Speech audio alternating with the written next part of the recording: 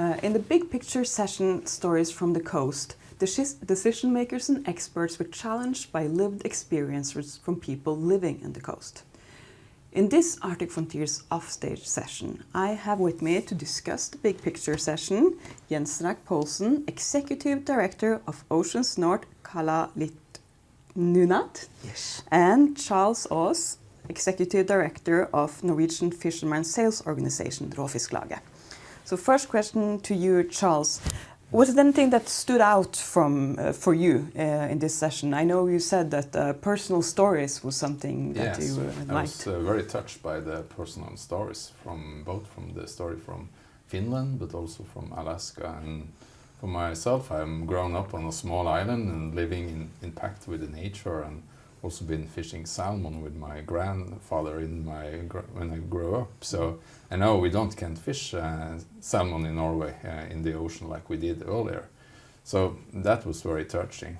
And at the same time, it's a little different in Norway. We don't see those huge changes in climate as they do in Alaska. We don't have to move.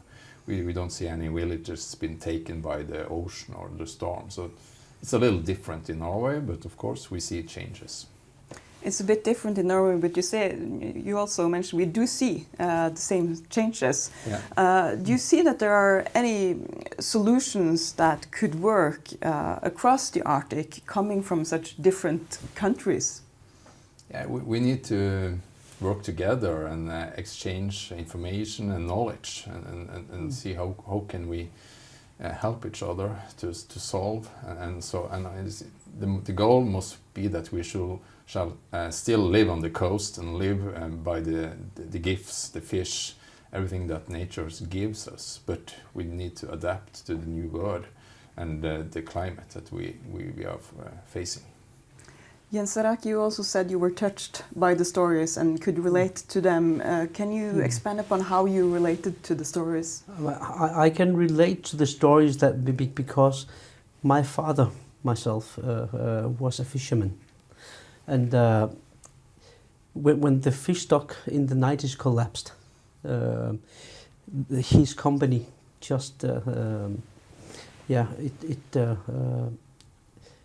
went down. And it also crashed, and a huge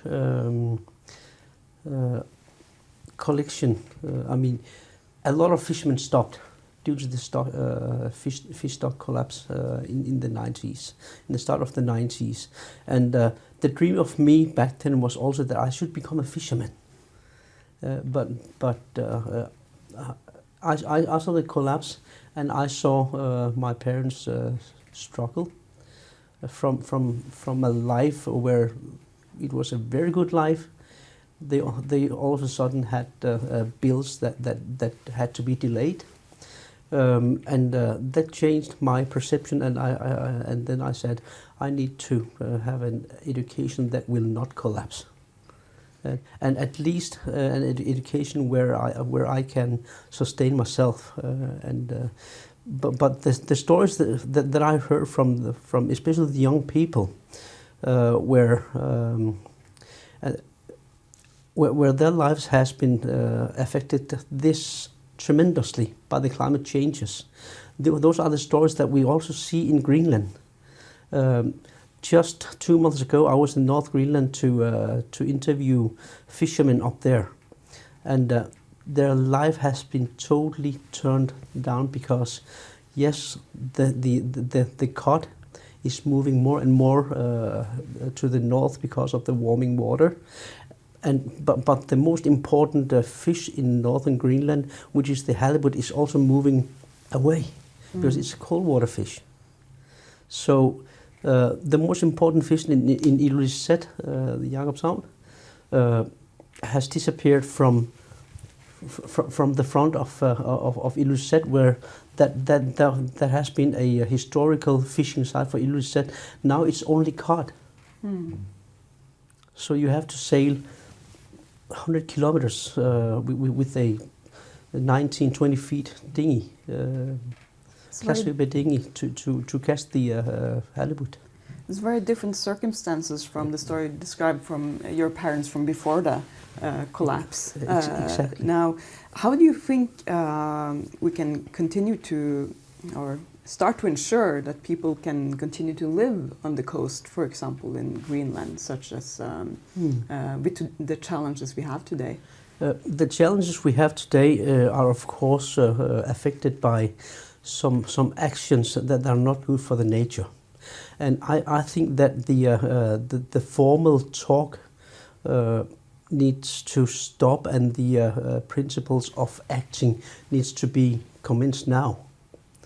And formal talks in politics needs to stop and become into principle policy making that are action guided by action. So, if I were to give you action as your favorite wish, what would you do? Like, what would the action be? I know that economy in a country is extremely important, but I think that the fisheries, especially in Greenland, needs to think about the abundance or the opposite of it on the fish stock, and think about that we have a limit of how much we can take off the ocean, and then hope for that we can have an economic benefit from it forever. I think we need to say and think more about the scientific advice that is being there, and not put the TACs, total allowable catches, 200-300% above the scientific advice for how much we should take from the ocean. What do you think about this, Charles, to limit how much fish we take up from the ocean? Do you think that would be a solution that would work in the coastline of Norway? I would say that that's actually what we do now. The scientists set total allowable quota, and we follow it, and we also have environment marks that we need to have to sell the fish to different markets, and they say if you fish more than the TIC, you will lose the mark, the trademark on the... And the TAC is the total amount... allowed quota. And that was what Marianne Sivertsen-Næss also was talking about today, the negotiation on the cod quota in the Barents Sea between Norway and Russia, and we try to, even though it's hard, we try to set a quota. And but what fishermen are concerned about is that we maybe are not using enough resources to understand what's happening in the ocean. We see that the spawning from the cod now is moved further north. The cod has stopped to come to Lofoten. The last 10 years, it's been dramatical reduction in the catches of cod in Lofoten. The cod is now stopped further north, out of Tromsø and further north, and is spawning in other areas. We know that have happened before, but it's a long time ago. And so now when the main part of the stock is spawning in a different area than it used to be, how is the fish larvae, the juveniles, how do they, where are they going with the current in the ocean, and the temperature is changing.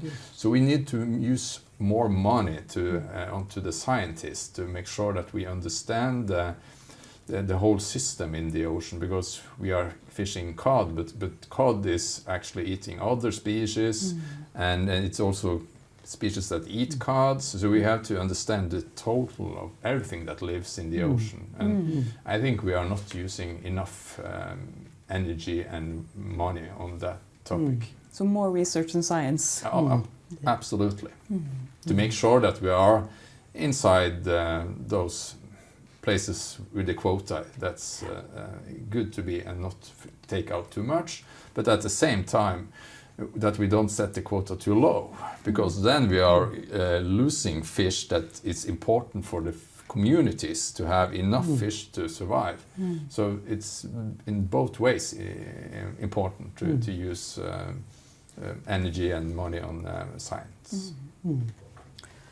Last question to you, Jenseraq. Do you see any bright spots for the future for the people living in the coast of Greenland? Is there anything that we see that, this is going in the right direction, or is everything something we should worry about? Luckily, we have young people that are much brighter than we are, and much more determined to do something about the imbalance that we have in our nature, and not just in nature, but also in our life, and also much more thoughtful about that they don't need the newest iPhone tomorrow. But that they can be satisfied with the iPhone that they have today. I mean, the demand for the products is something that has been produced and enhanced by the producers, and luckily the young people can see that today, contra to us when we were young, where it was very smart to have the newest product. So those young people gives me a lot of hope that we are on the right direction. Is your last for you, Charles, as well? Is your hope that the future generations are smarter than us, or do you see any other light points? Hopefully, they will be smarter and and also want to live on the coast, because we haven't talked about this earlier today, but a part of what we see now in Norway is also that the mega trends that the young people are moving into the cities, and we don't stay anymore where we grow up. I'm an example on that I moved away from my small island where I grew up, and few of my friends still are there. So there's only the old generation. So, but it's also topics, or the government has to take action and make sure that people want to live on the coast. That we have services and everything else that gives the young generations that make sure that they want to stay on the coast. But because it's very important to make sure that the communities are growing and the younger wants to live there.